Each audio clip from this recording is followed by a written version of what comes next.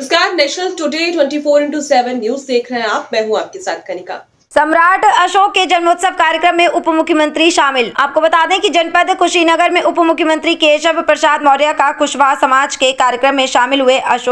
सम्राट अशोक गुणगान किए। उन्होंने कहा कि सम्राट अशोक पूरे विश्वास पर राज्य किए थे, कलिंग को जीता और बुद्ध का प्रचार प्रसार किया था। और मौर्य ने कहा कि वक्फ बोर्ड को गरीब मुसलमान को मिलेगी राहत और कहा कि जितना जमीन सेना के पास नहीं उतना वक्फ बोर्ड के पास है। अब वक्फ बोर्ड को ब्यौरा देना होगा कि जमीन किसकी और कागज भी दिखाना होगा। अगर वक्फ बोर्ड कहती है मेरा है तो उस वक्फ बोर्ड कागज को दिखाना होगा, नहीं तो सरकार जमीन अपने कब्जे में लेगी। मीडिया के सवाल बंगाल में हो रहे दंगा पर मौर्य ने कहा कि 2027 में हमारी सरकार आएगी तो जिस तरह उत्तर प्रदेश में अखिलेश की सरकार उत्तर प्रदेश में दंगा भड़काने का काम किया था, आपको बता दें कि उसी कदम पर ममता सरकार चल रही है। जब भाजपा की सरकार बनेगी तो बंगाल भी मुक्ति होगी। अपराध और अपराधी वहाँ भी डबल इंजन की सरकार होगी और अपराधी वहाँ भी डबल इंजन की सरकार होगी और समाप्त हो जाएगा। और पिछड़ा अनुसूचित जनजाति के लिए सरकार हर संभव मदद करने के लिए तैयार है। मौर्य ने कहा कि सभी भाजपा के कार्यकर्ता उप मुख्यमंत्री हैं। पार्टी और श्री अखिलेश यादव जी का पीडीएफ फर्जी है। वो परिवार डेवलपमेंट एजेंसी के सिवा कुछ नहीं है। जब वो सत्ता में थे तो पिछड़ों का, दलितों का, गरीबों का, व्यापारियों का शोषण किए, उनके जमीनों, उनके मकानों, उनके दुकानों, उनके खेतों पर कब्जा किया तो जबरदस्ती बैनामा कराए, फर्जी मुकदमे लिखा करके, पुलिस का डर दिखा करके।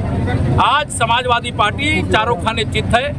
2027 का सत्ताधीश बनने का वो स्वप्न देख रहे थे, लेकिन मैं दावे से कह सकता हूँ ये भगवान तथागत की धरती से कि 2027 तो छोड़ो, 2047 तक समाजवादी पार्टी सत्ता का मुंह नहीं देख पाएगी। वक्फ के विरोध में मुर्शिदाबाद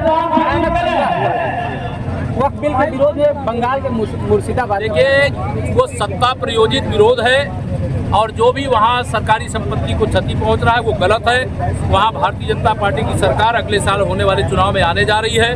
ममता बनर्जी जी ने जितनी, जैसे समाजवादी पार्टी के समय में उत्तर प्रदेश में अराजकता थी, उससे ज्यादा अराजकता इस समय पश्चिम बंगाल में। पश्चिम बंगाल को बचाने के लिए वहाँ भी कमल खिलना जरूरी है। शिक्षा जो है प्रतिदिन महंगा होता जा रहा है, इस पर क्या शिक्षा जो है प्रतिदिन महंगा होता जा रहा है, इस पर क्या कहना चाहेंगे आप?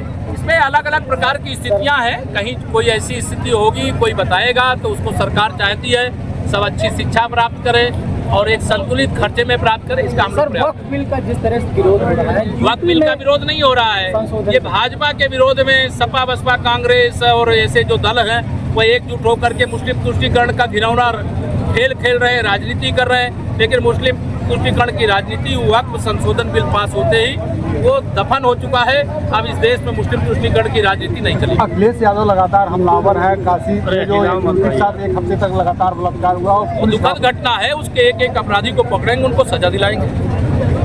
धन्यवाद।